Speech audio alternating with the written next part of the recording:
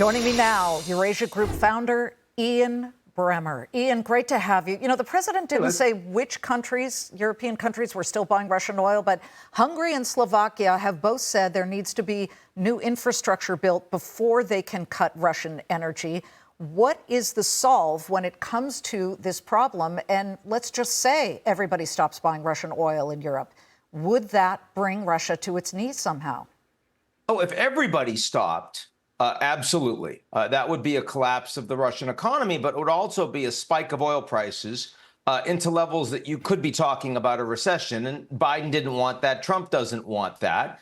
Oil prices are a lot lower today, so there's more space to press them hard. And Liz, I'm so glad you mentioned that it's Hungary and Slovakia, because, of course, I mean, these are Trump's close friends inside Europe. Viktor Orban in Hungary just announced that now Antifa is a terrorist organization in Hungary. He's the guy who shows up at CPAC every year, right? Supporting Trump, talking to Tucker Carlson, all this kind of stuff. Trump likes to talk about Europe as buying oil, but, you know, why not call a spade and say, hey, Viktor Orban, you're kind of the problem right here. Yeah, why are you doing exactly what I have said not to do? And the president's been very clear, especially with a country like India, not obviously in Europe, but slapping major tariffs on them, saying you're still buying Russian oil. To that end, let's get to some news today. Today, sure. Russia breached Estonian airspace.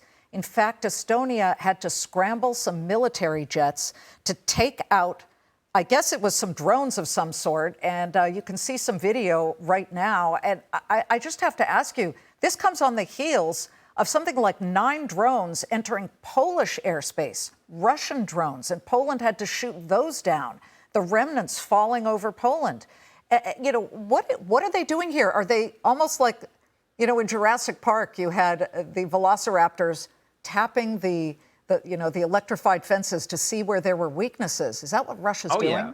I like that analogy, Liz. You're welcome.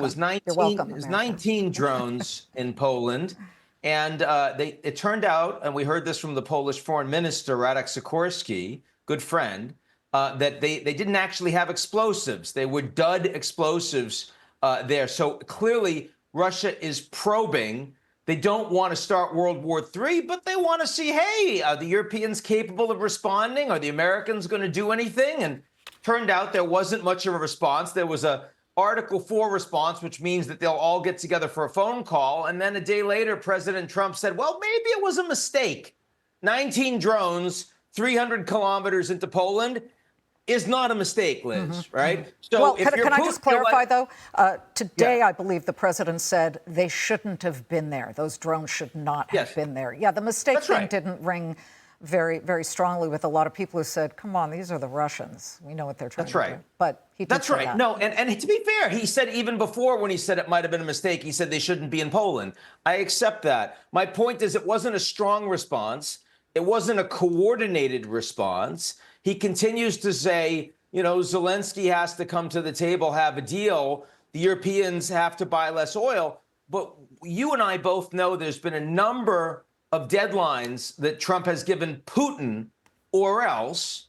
And so far, those deadlines have led to or else I'm going to give you another deadline. And Putin's response is, OK, 19 drones in Poland. OK, I'm sending jet fighters into Estonia.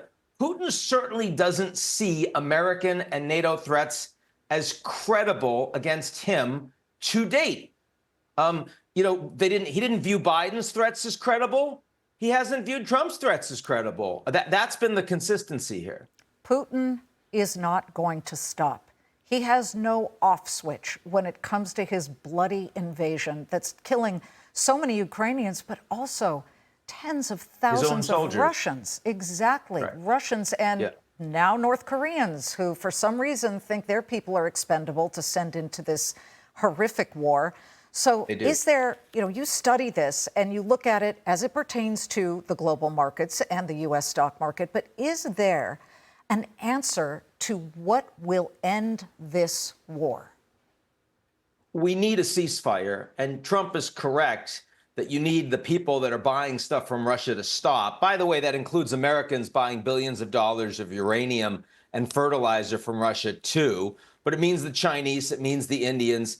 And it means a coordinated effort with that pressure to get a ceasefire. Does that mean Ukraine's going to get their land back? I don't see any way that that's going to happen. But if this war continues and the Russians have no respect for their own people and over 1 million casualties, their ability to keep fighting and keep sending men into this wood chipper is greater than the Ukrainians. They just don't have as many people. And so what worries me, Liz, they've fought to a standstill in the last almost 2 years. But if the Ukrainians stop being able to defend their territory and it truly looks existential, then Ukraine is going to have to throw everything they have at Russia, their technological capabilities, their drones, at oligarchs and their kids, and at the Kremlin and Moscow and St. Petersburg. And that's when one side, when it's not a standstill, but one side starts really losing, that's when the dangers of sudden escalation, much more broadly than just Russia and Ukraine, become very real. So we do really need a ceasefire before that happens. If there is one more breach of another NATO country's airspace, does NATO go full on and say, we've got to really send a message here? Because they kind of haven't so far. I don't think so. I think they're going to continue to go, la, la, la, la, la. I don't hear anything. We don't really want this fight. Because the Europeans do not find President Trump and the Americans reliable on this issue. If they were to go with Article 5 and say, this is collective security, you've got to come to our defense, they're scared that they might not hear from the United States what they need to hear. So I think that Putin is getting the right message. There's not a green light, but there's a flashing yellow light. Keep probing, because right now your bayonet is sinking into mush. It's not hitting steel. Yeah, it's not a flashing yellow light. It's more like a, carefully ease out into traffic. Keep going. Ian, thank you very much for your perspective on this. We appreciate it. Please come back.